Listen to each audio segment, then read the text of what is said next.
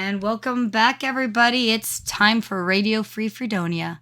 It's me and the lovely and also much more important host, Miss Lady Styx, and a bunch of our I don't FASA know folks. about that. Hey, everybody.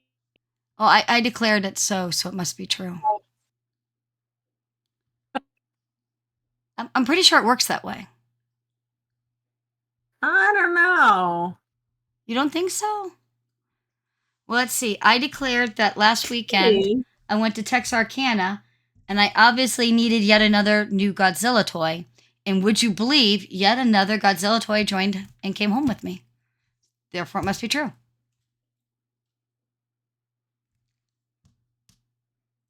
I think with the amount of Godzilla, you're probably. I'm not gonna argue with that flotilla of monsters. Let's put it that way. Yeah, I also got another dinosaur toy.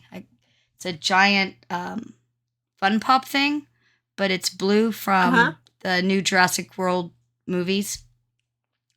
Because you and I both know what I needed in my office was more toys. I was gonna say dinosaurs. The minute you said dinosaur, I'm like, I know. I'm with you. I'm a glorious 6-year-old at heart, anyhow. I've decided that it could be why I don't get enough work done. It might be good. Is you got to have the distractions that keep your brain functioning. I would much rather color and play with glitter and read books than do work. I mean, who doesn't want to color and play with glitter instead of working? Yeah. Bad people. So, hey, what's this week's topic? Well, we had a shuffle. Kyle couldn't make it tonight, so I thought you, me, and our FASA folks could discuss the concept of GM veto versus GM negotiation. Still in a follow-up of character creation, correct? It kind of is. Like world building. I mean, we could do world building instead, but I was thinking, we were talking about the whole NPC building. And with an NPC, you don't have to veto or negotiate because that's all on you. So this is kind of the next step, which is having to deal with the players. Not that that's a bad thing usually or shouldn't be. However, look, I've GM'd so much over the last decades. I'm old, shush it, decades.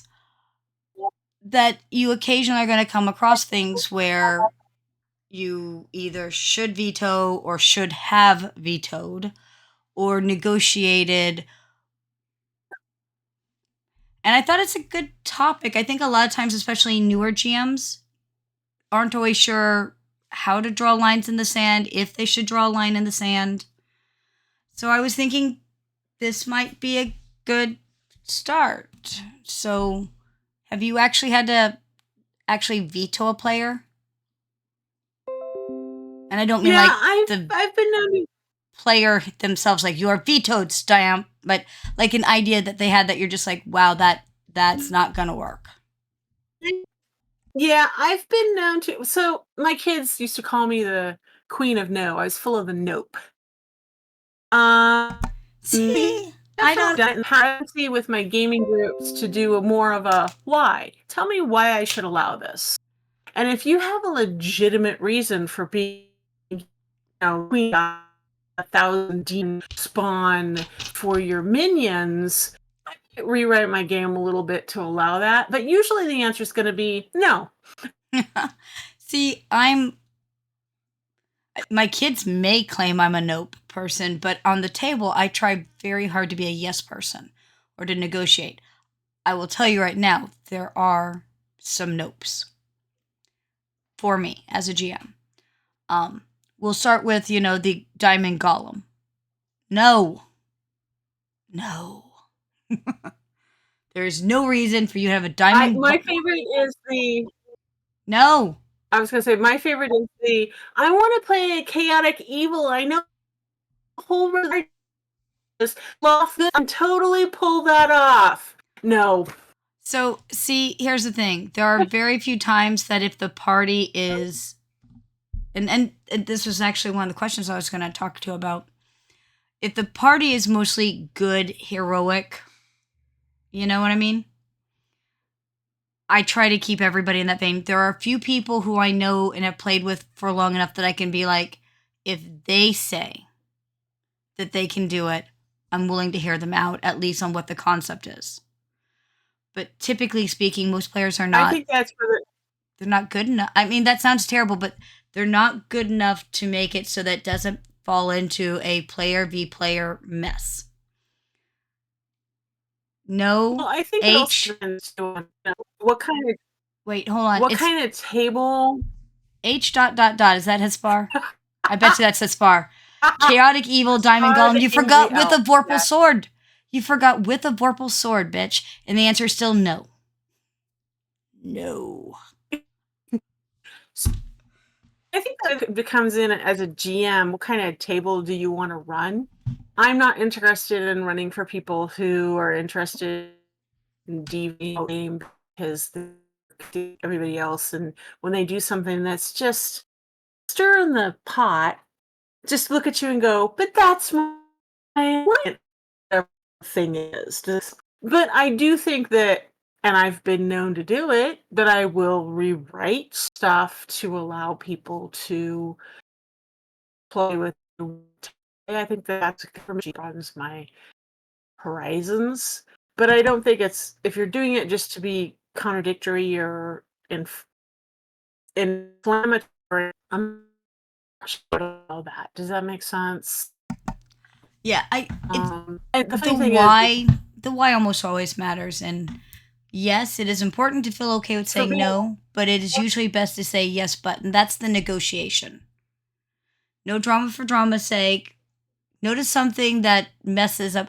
So a lot of times the no comes into unbalancing the table. That would be Lady Styx saying the person wants to be someone who's chaotic and evil with your heroic party. Like, that becomes a no, not because I'm trying to be mean, but because you're going to throw off the balance of the table and make it uncomfortable for players, for the other players, in my opinion, usually. But so the question I was going to ask that falls into this. So some systems, ours don't, but some systems have that, what do they call that? Alignment, right? Are there alignments that are just off the table for you, Lady Styx? No, I don't. I try really hard not to censor options from my players, even from NPCs, and I'm working up NPCs that are diametrically opposed to everything that my party's interested in, and the mix just to stir the pot. You're getting a little complacent as players. We've been doing the same thing here. Meet Joe Blow, who has a cow that he has to sell because he's heard about these magic beans, right? Whatever it may be, and they're trying to just get through town really quick, or whatever. It's hard to, like I said, not censor my players so much. There's some things that I definitely have hard on, but I think in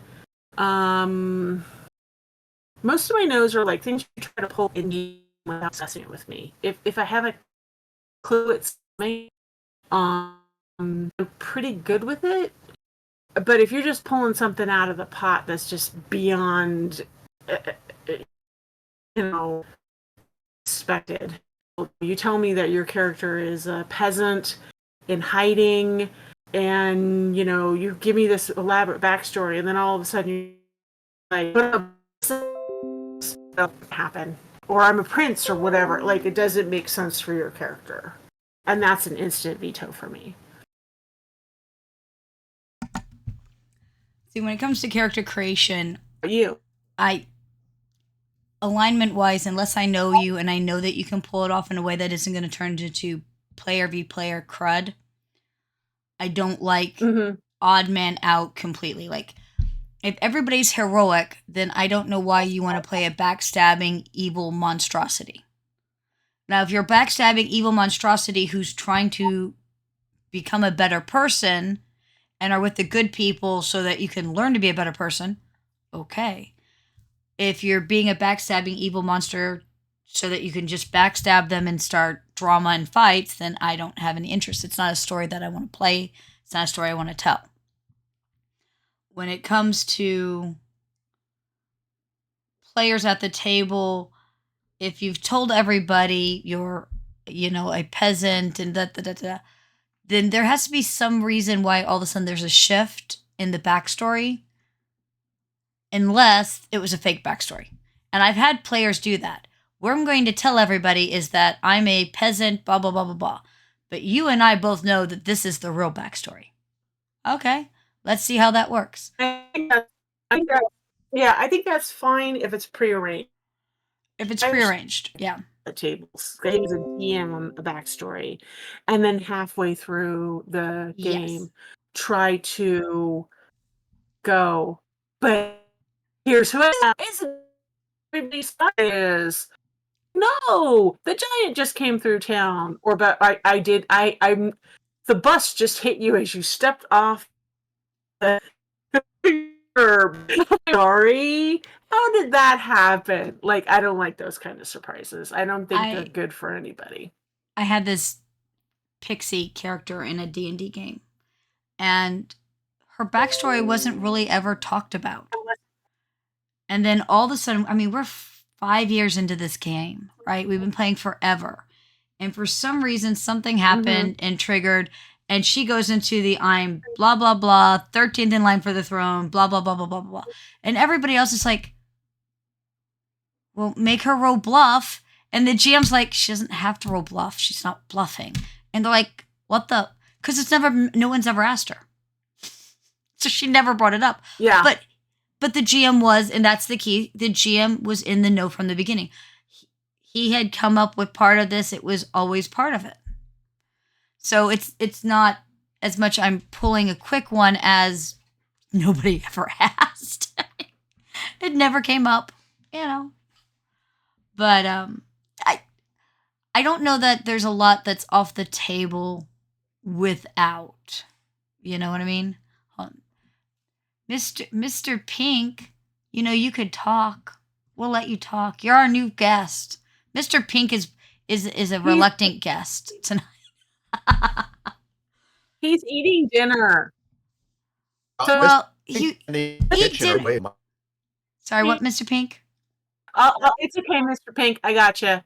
Mr. Pink wrote massive conflicts in alignment that work flat. They have an objective on the how. And I think that those are good conflicts. But I think that I've tried to make Mr. Pink a reluctant guest, and you're fighting me on it. And so is he. That's what I think. I just want to give the poor man a chance to eat a supper and then it'd be nice. We'll let him eat. So then we'll ask Ducky. What about you, Ducky? Because I know you're in here. Yeah, I'm here. Just balancing multiple things at once as usual. An alignment issue for you? And it doesn't have to be hard, because again, Earth Dawn and 1879 don't have an alignment structure. But if the party is genuinely a relatively heroic party, do you really want a monster, evil backstabber? Or do you think that that's just too much and conflicts with the objective? He doesn't have to answer this as a GM. He could answer this as a player. Like, do you enjoy playing with? I mean, that's actually a really good point. As a GM, I think that it's disruptive. As a player and as a GM. See, with the gaming group I used to play with before all was in there that really added some very fun dynamics to it. So when we had people who had opposite alignments, they still played it perfectly. I mean, everything still meshed. There was a suspicion. There was everything going on, and it just made for better. Yeah, from a GM perspective, I almost said DM, wrong game. Still counts. The way I look at it is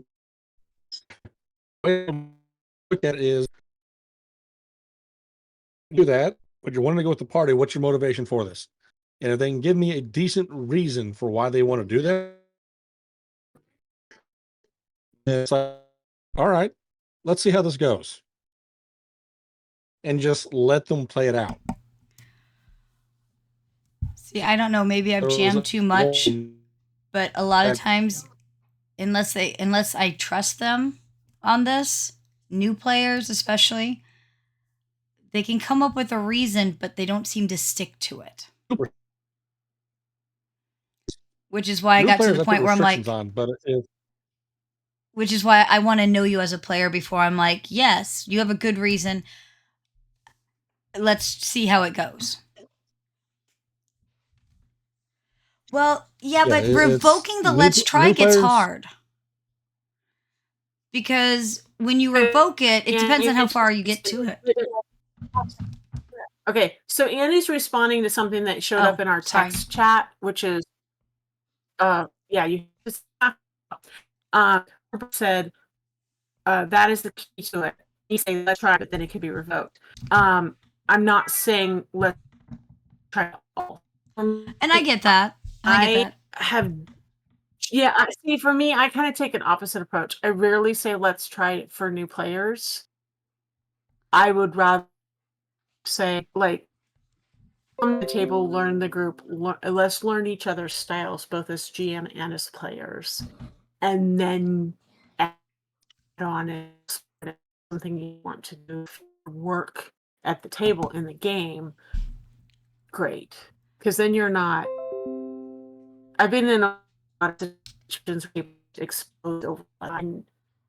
You lose players, or it's unrecoverable. Someone gets butt hurt. Someone gets angry. Whatever. So does that make sense? No, and I get that. Restrictions, like Debbie saying, restrictions versus let's try. So and I think that it's why I'm more willing to try it with a player that I know and it can be like, yeah, they're chill enough. This could work. Let's see, right? But new players, until I get a better feel for how they are as a player and their playing style and how they're going to fit in. Because the let's try, it can be revoked, but some players get really witchy about revoking. We're going to talk about this, and I made the joking, so I used to do this thing where it's like, name a magic item, and I'll probably give it to you because we're heroes and I want everybody to have a cool item to start the game. Which gets into the whole no vorpal swords, no diamond golems. Like, what the freak, right? You're not even being all that creative here. You just overpowered crazy stuff. And most of those were all jokes from friends and players that were just being funny, right? Every now and then you'll come up with something, they'll be like, that doesn't seem too bad. And then when it gets into play, you're like, wow, that became overpowered way faster than I thought. And then you sit there and you look at the player and you go, hey, look, I know I said yes to this. I'm going to be an adult here and say, I made a mistake. This is not working out well. It's overpowered. It's imbalancing the game, and it makes it less fun for the other players. Let's talk about walking this back a bit, right? And some players really very cool about this. They'll even sit there and be like, yeah, I was wondering because, and you're like, yeah. Other players are like, but you said I could. And I've admitted that I made a mistake. I, too, am only human and occasionally mess up.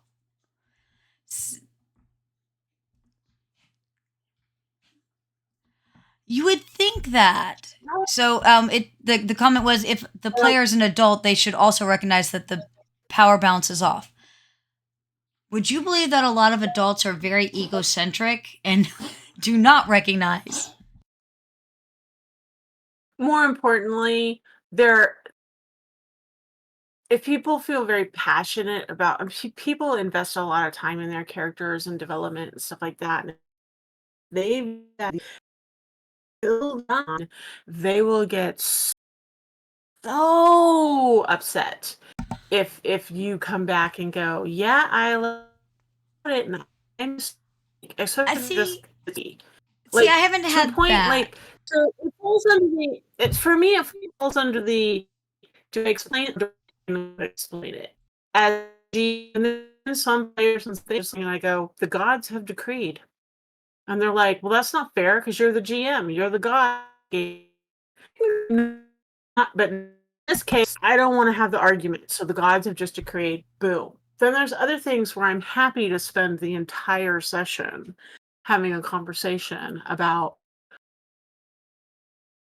is there a way to, why is it vetoed? Is there a different way to do it? Did I as the GM make the wrong decision? Like, you know what I mean? I will say this. Most of the time I catch on pretty quick that it's overbalanced. So they're not so, but my entire character is based on this item. I'm like, it's an item. Your character should be, more than that. All right. So here's a hot one. And I'm going to mention a product from long, long ago in our history. I'm sure some of you may have heard of this thing called Shadowrun. There was a discipline class, whatever you want to call it, called Deckers. Do you remember these lady Styx? Oh, I played Deckers. They're my fave. I abhor Deckers. Because you'd have to stop and then deal with that one person for an hour to 3 hours while everybody else has their thumbs up there and are bored out of their heads. And it just threw off the rhythm of the whole game. Yeah, riggers are up there too. I think that it depends on how they're played and how you choose to handle that. Because most of the deckers or riggers that I played, because that was my jam, we either met and did stuff outside games. Right, it is rehearsal. Or he would, the GM that I particularly loved playing would split and it would be doing this. Well, then there's something else happening where the group has to do something either to protect you or move you or whatever while you're doing your thing.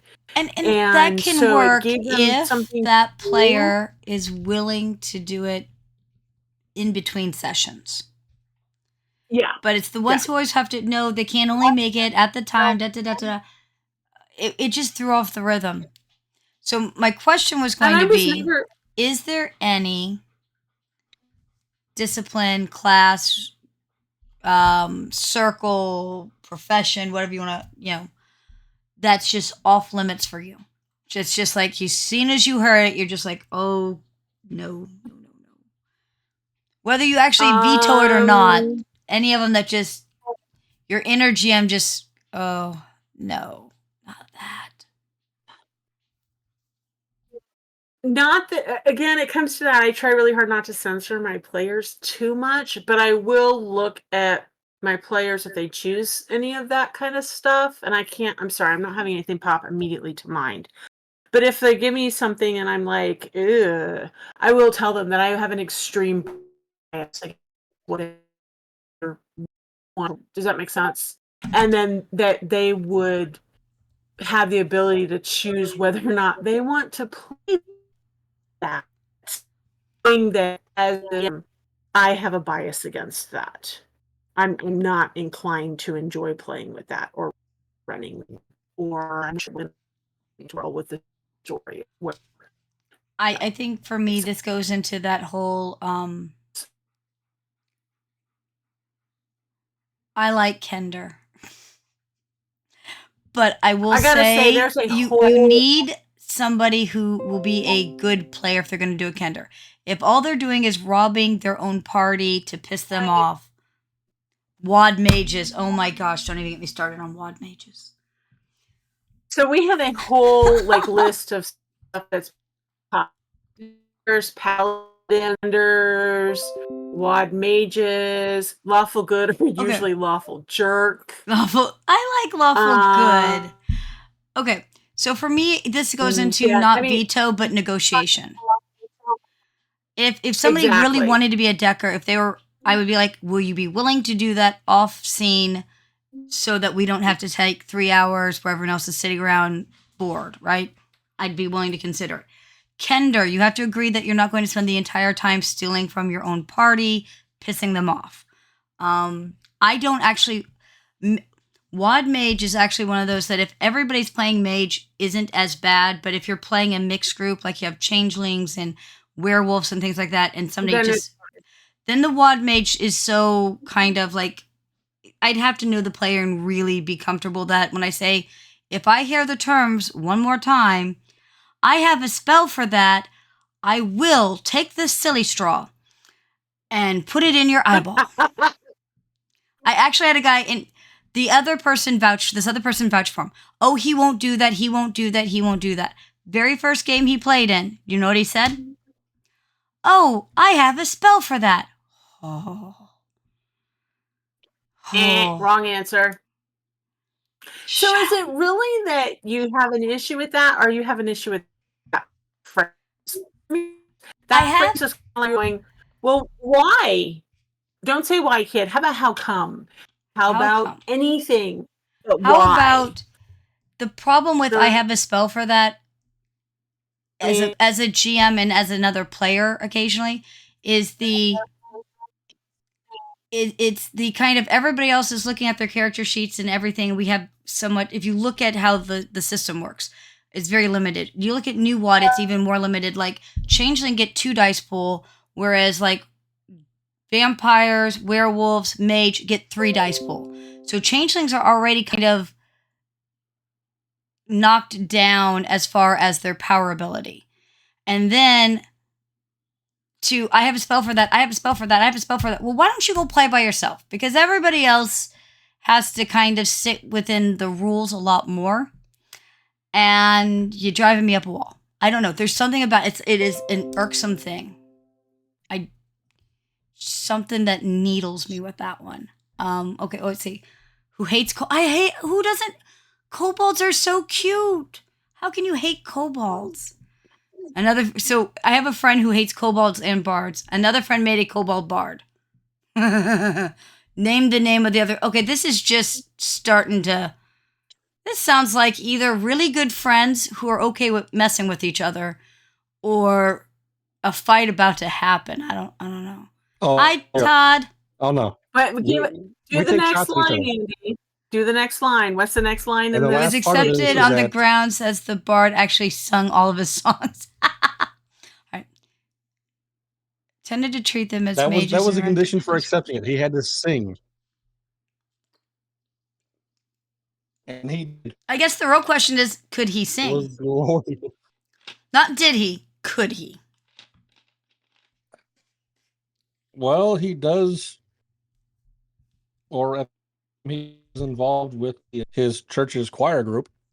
Well, I mean... And music and artists and all the rest of that stuff. Oh, hey. So since you're here, Todd Z, you are a guest. All right. You better get off that muted button and join in. We're discussing, obviously you've noticed, what's a veto versus a negotiation. I think most character creation stuff for me is a negotiation. Because I can't say that there's ever been a hard, nope, never going to happen. If you have a good enough reason, I might. What about you, Todd Z? Anything just a nope? Sorry. Lady, you want to answer first? I was going to say, for me, yeah, I'm fairly likely to veto companions that you have to run as well as your character, or like not just here, carry this stuff, maybe clack it, or whatever. If you have to interact with your Guy Friday or Girl Friday or Manfred or whatever, Like, I think it's the same argument you would have against riggers and deckers, right? No, but yes, and but I yes, have but been no. known to. So my problem with I've been known to. Well, it depends. go ahead. I was gonna say it depends for me on like how, because I've had some people that have like, yeah, we're gonna do this, and then they spend a lot more, way more time interacting and expecting everybody to. I mean, basically playing two characters, and that bothers me. That's a veto. I rather So- do that at my table. So my problem with deckers is that everyone else is sitting around bored, waiting for the decker to do the thing that in real time took 2 minutes, right? The companion Yeah. one becomes really interesting. I do not mind a companion. I do kind of mind when there's 30, 40, 50. Like, it starts to eat up so much time. Especially if they like want each one to have an individual attack and things like that. Yeah. Or when that companion becomes such a big thing. Like, I've had, okay, it was Pathfinder, and the one guy had a crow familiar, and he didn't know what to name it, and so I'm like, name it Brandon. And all the young people didn't even get why that was funny. All right, fine. So we move on from that, and I end up basically as the GM playing the familiar. That's fine. I don't have a problem with that. He then decided that he wanted to change characters. He wanted to kill that character and he wanted a new character. And I don't have a huge problem with that. Sometimes you just want to change or it wasn't working out like you thought. Okay. The table didn't want Brandon the Crow gone. Well, okay, but he wants to kill his character, so what are we going to do with this? So I had to basically write an entire thing on how we are saving this crow familiar so that they could keep having this in the game. And it's not the first time I've had this type of thing happen where they like the familiar, they like the companion.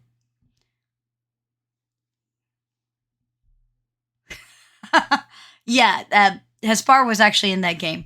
And apparently Brandon the Crow was apparently more interesting than the wizard himself, I guess. I'm not going there.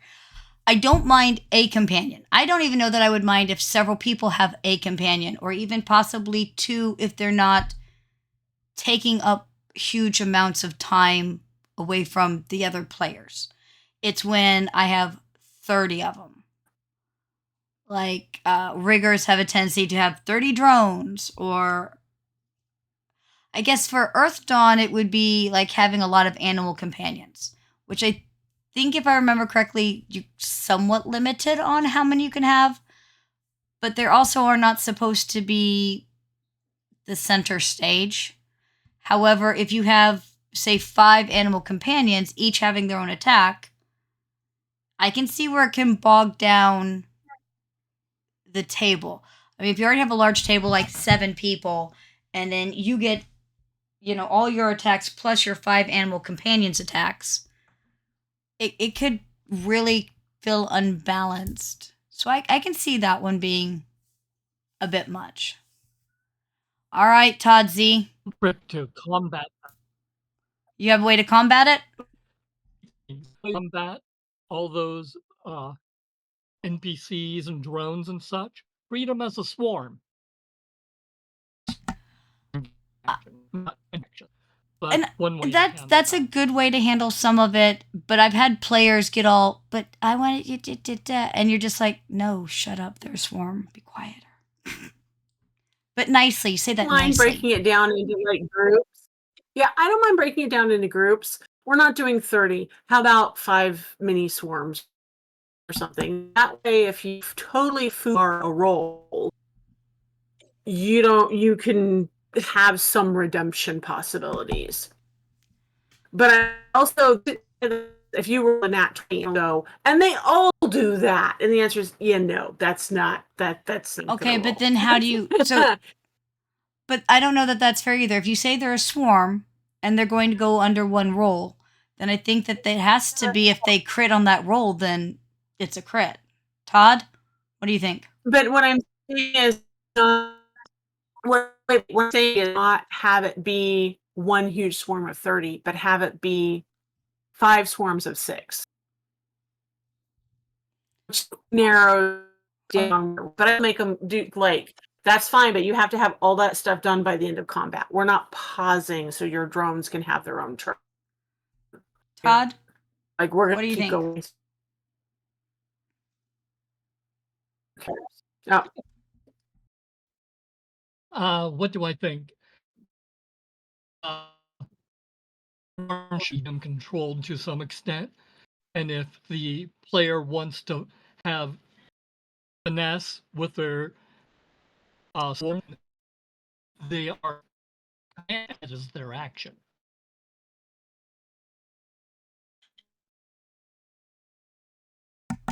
I see you, Ducky. You want to say something? No, I'm listening. It's just my keyboard's picking Okay. up. How about you, Mr. Pink?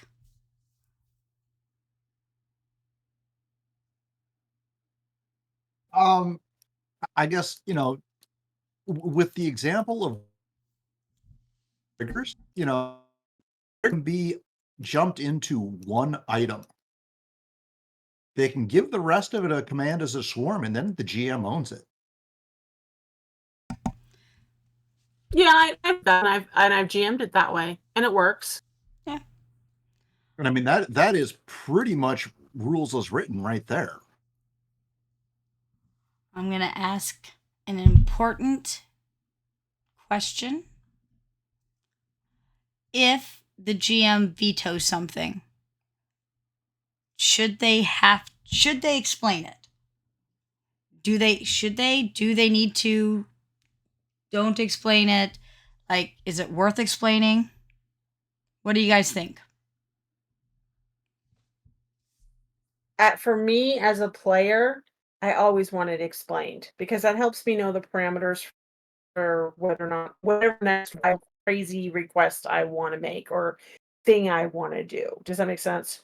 As a GM, no, there are times the gods just kind of go, nope, decision made. There's no appealing it. You could pray for the rest of your life, but you're not getting it back or it's not going to happen, right? Then there's other times that I'm happy to, I kind of go, well, I'd want it explained to me.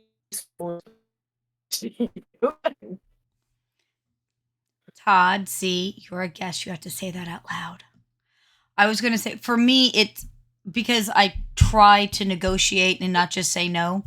It's almost always so this is why I'm thinking that's not going to work. And a lot of times it's usually something to do with being overbalanced or underbalanced or something. But I usually have a reason, like, because I freaking hate Vorpal swords. That's why. That's no diamond golems. All right, Todd Z, what'd you say? Really quick. Well, he's muted due to background talk noise. All right. So Todd said to explain because the game is a conversation, not a mind reading contest. And you are absolutely correct, Todd. Also, something that's on here, sometimes it's an offline chat. And I think that that's a really good and important point that a lot of times people are missing. I don't want to have a dispute, disagreement, long conversation in the middle of the game. Sometimes it's that's usually after the game, can you come early? Something. Stay late, come early next time. Can we talk about this midweek? Whatever. But I don't want, because not everybody finds that negotiation fun to listen to. So let's talk about that later. And keep playing, and we'll come back to that. But I do know that sometimes these things get, but I like it to be a conversation. I think it's good to, and I think that you have a really solid point on from a player perspective so that you understand the parameters better that the GM is trying to put in. And I think that a lot of times GMs forget that, especially if it's a new GM, new player situation where you're still learning each other. I make the jokes about the Vorpal swords and things like that, but those players are all asshats and they darn well knew better. right? Like the people I've been playing with for years, they knew, right? So I will say that, I mean, I've talked about doing the hand of God kind of thing. I'm doing that to a player who has shown no interest, no ability, or no desire, or doesn't follow through with the, yeah, let's negotiate. I think from them.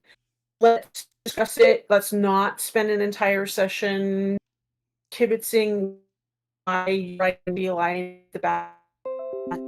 That's usually when I'll be like, nope, gods have decreed. Moving on. You know. Todd, What table you so Todd and and how somebody else has brought it up is the session 0 is very important for veto, negotiation, collaboration. I think it's very important for setting the tone for that. Absolutely. So I like that. I know that session 0, God, I'm so old. Session 0 is a new thing for people like me. And see, in the old days, like you only really played with your buddies and you already knew your buddies and you knew how far most of it you could go. Nowadays, with people playing online and with new people and with the younger generations, the session 0 has become so important. But I do think it's a really good place to set that expectation. Like, I'm very big on this is an exercise in group storytelling. So for me, it's a collaboration, which leads better to negotiations. However, I mean, I think you can push anything to the point where you're going to get a veto. If you push hard enough. I think, though, too, it's situational. I'm much more willing to have session 0 and do all that negotiation with people who I know are in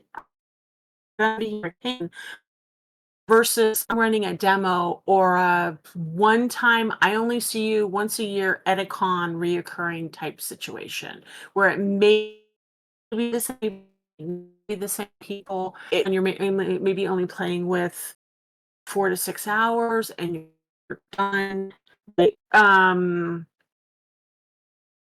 it's situational when I will veto or not veto stuff and how I will explain it. If that makes sense. One of the only times I ever used you have angered the gods and now you have been struck with lightning was at a con game.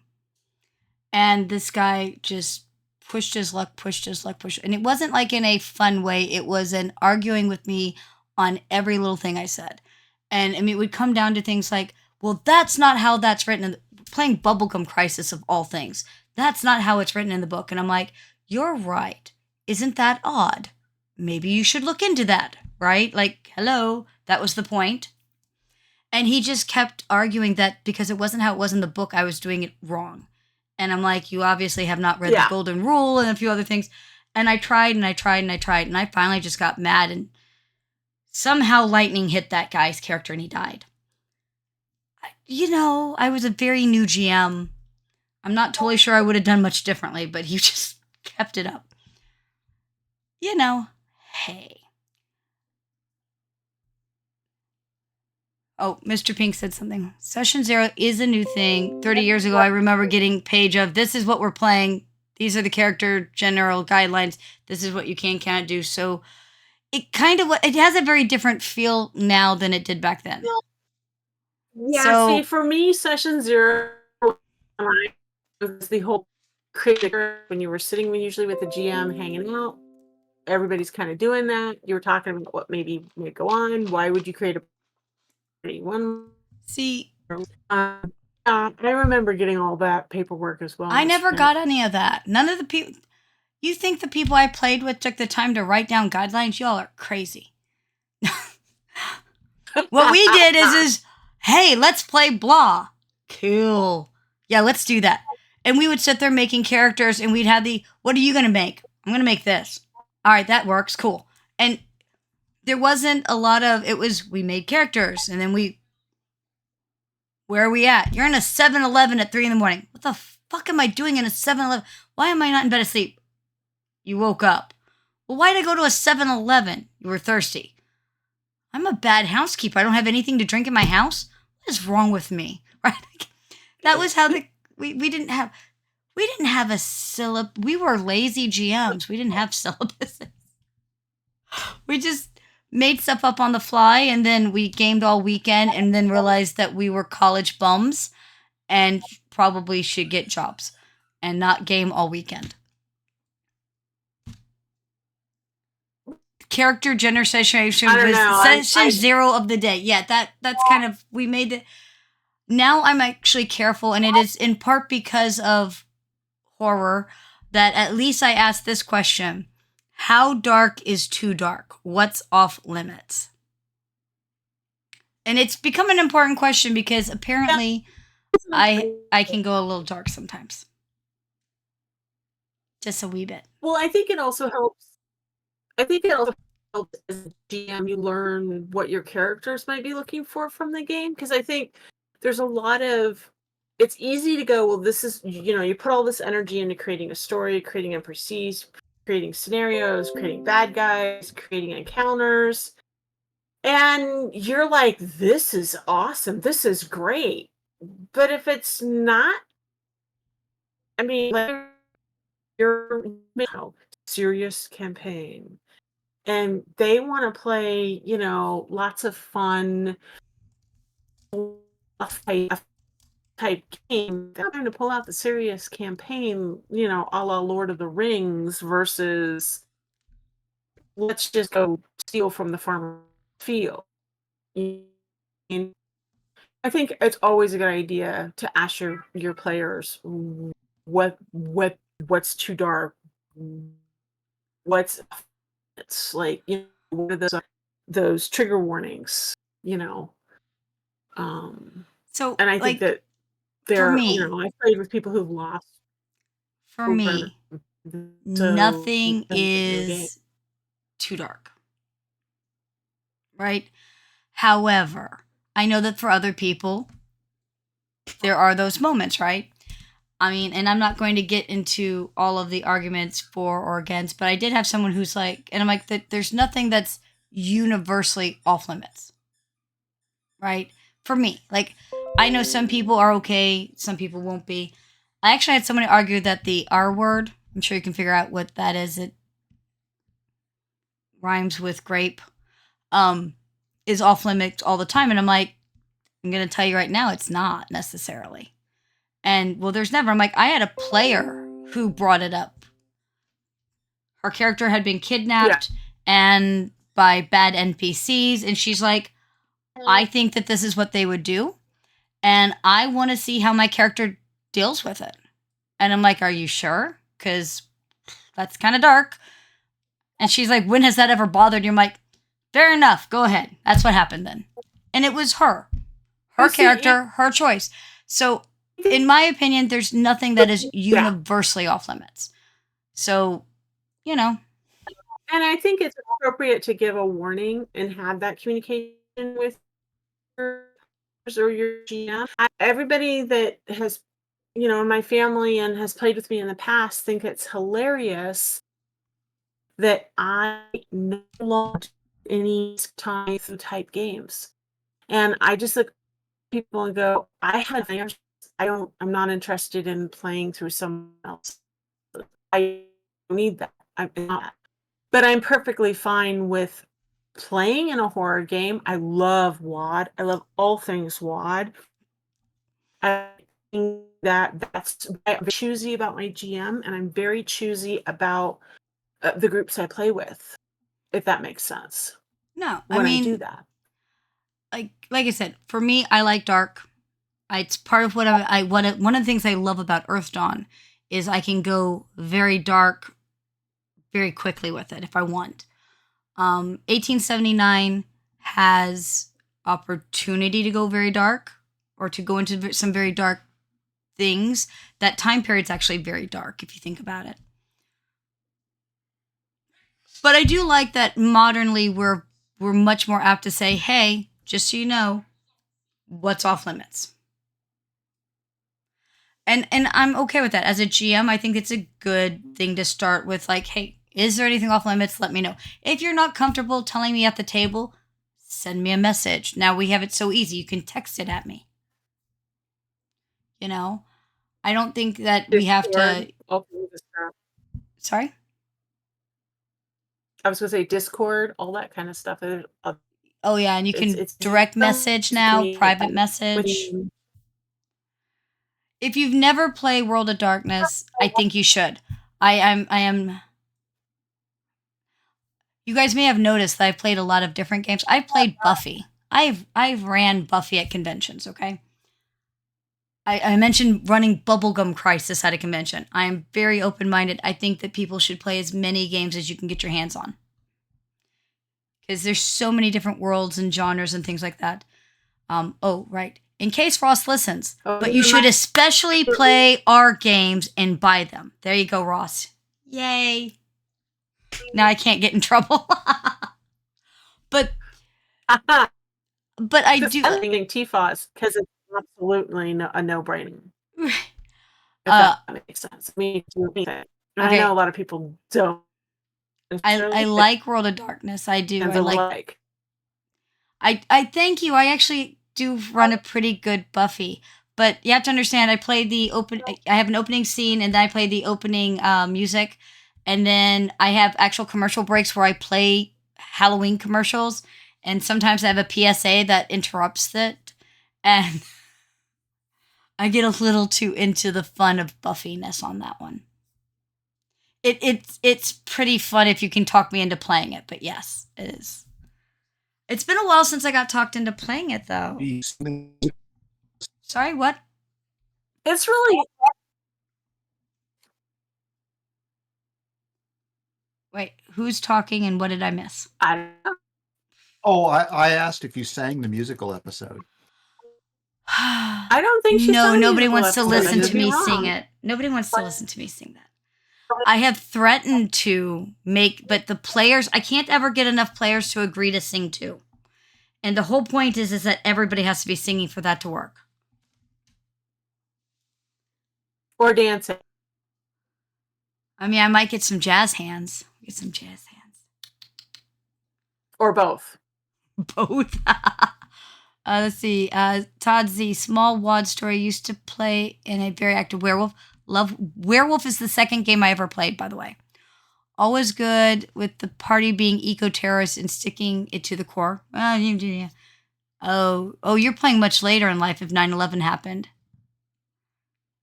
To a person decided that we didn't want to play. Oh, yeah. That would be a whole thing. See, I'm so old that I played werewolf and never mind. I'm old. It had to be bunnies. Bunnies are scary. Just saying, I actually agree with her. Bunnies are scary. The only thing scary are like chickens. Chickens are weird. I don't even know who thought chickens were a good idea. Andi, just think of them as modern, small dinosaurs.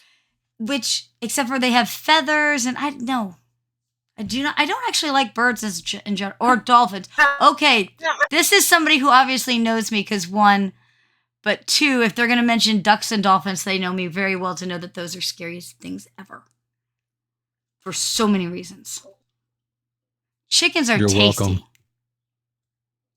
Oh. I'm not going to... Dude, we are not discussing my fear of dolphins tonight. Okay, so we have a very short time left for our... How about any questions from the audience? Questions from anybody? Yeah. On topic? Or off topic. Apparently we're off topic as much as we are on it. It's okay. Bring in dolphins, Andi. We are not talking about my fear of dolphins. We are not doing that. Because then I got to tell the story that got me all the evil looks from the concierge's wife. And, Yeah, no, not going there tonight. You know this one, I'm pretty sure. So I'm going to guess. No question. Okay, wait. Canned dolphin is tasty as well. Yes. If I was to include a dolphin in a game, how would I go about it? Well, first, you don't play with me. That's step one. After that, talk to your GM. How many spies will you allow in one party? That is an excellent question. So I will say this. I got asked if I would run a game at a convention. It was very last minute thrown together. And I'm like, so what do you guys want to play? What type of, characters, right? And like 3 out of the 4 or 5 people were like, I want to be a rogue. No, I want to be the rogue. I want to be the rogue. And I'm like, well, we can't have 3 out of the 4 be rogues. You all have to be a rogue, so only one person can be the rogue. And they're like, what are you going to do with an entire party of rogues?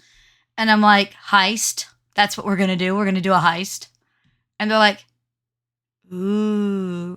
So everybody was rogues. So I think I could have an entire party of spies. That's fine. That'll work.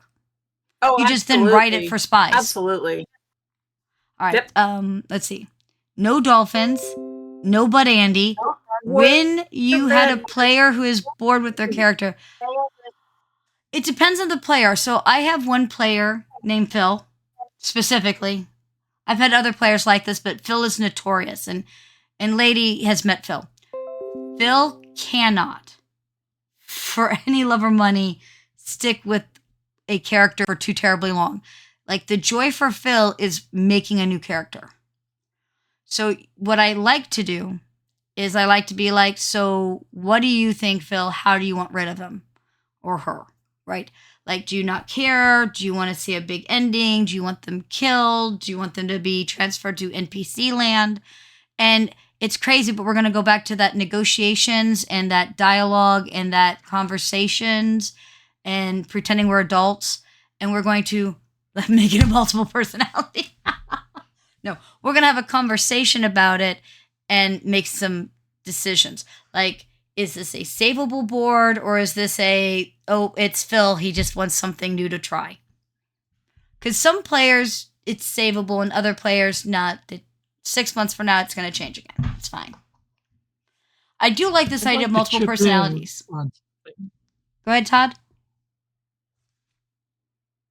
The idea of all of the same is actually sometimes a genius move. It is. For example, I've been in a part of all.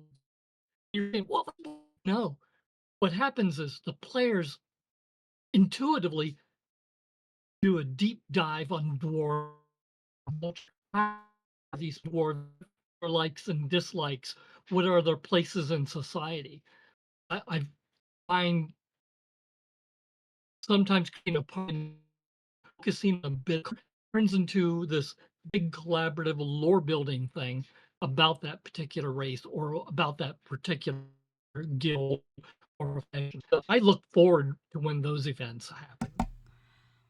So, because somebody put something on there, at AndyCon the one year, we had a bunch of people who wanted me to run a 3X game.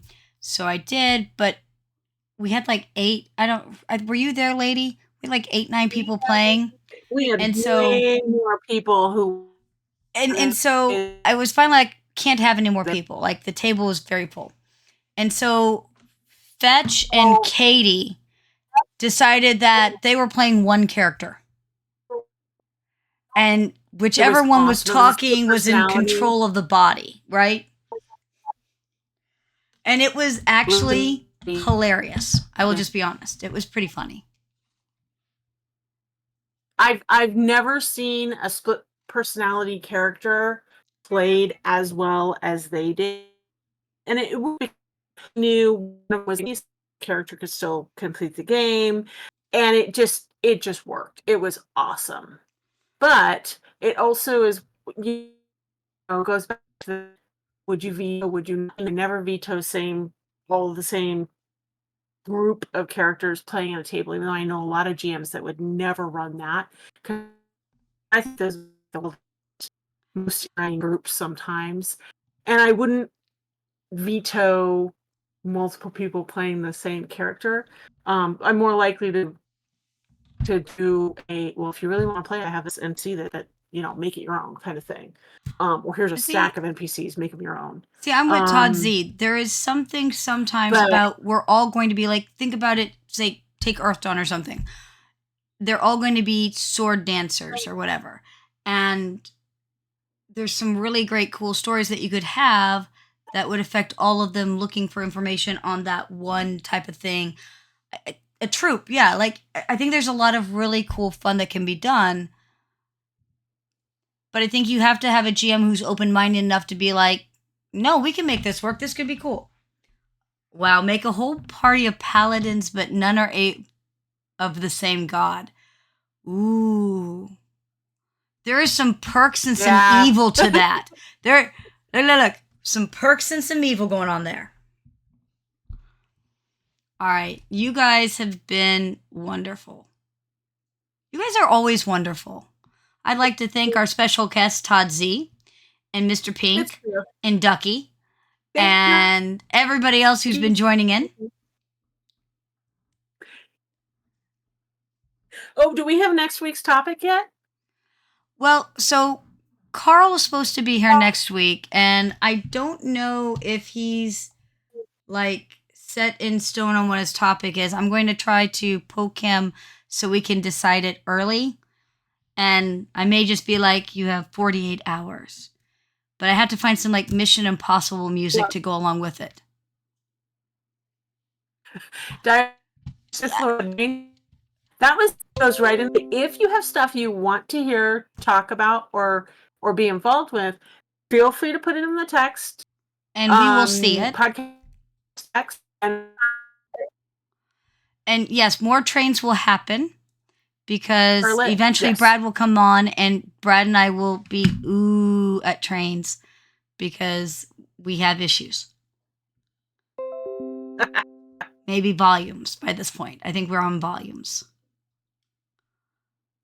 You realize, Lady Styx, that we didn't get to like half of the questions on this. I think this is a good topic and we should work on it again sometime.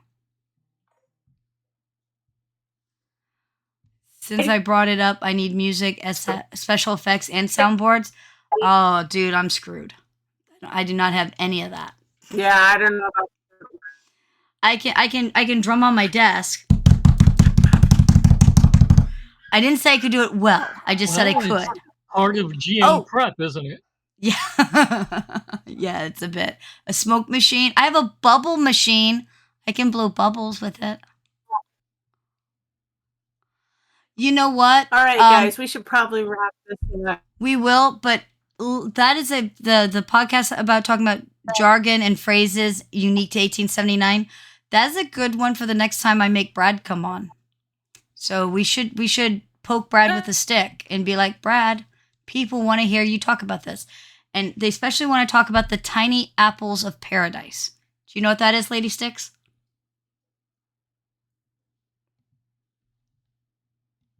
I'm digging through my brain, and unfortunately, it's late enough that I'm not coming up with it. But I've heard it. It's a Victorian phrase for boobs. You're welcome. Yes. For Actually, I boobies. thought it was for nipple. No, Apples of paradise. Nipple. Apples for paradise. And as far as bubbles being good for a pony game, because I have a friend who's very into horses, I did buy her the My Little Pony RPG. So I could borrow that. We could all play My Little Pony together. That would be awesome. Get the bubble going. I think that's enough for tonight. I'm going to go ahead and end this. Goodbye, everybody.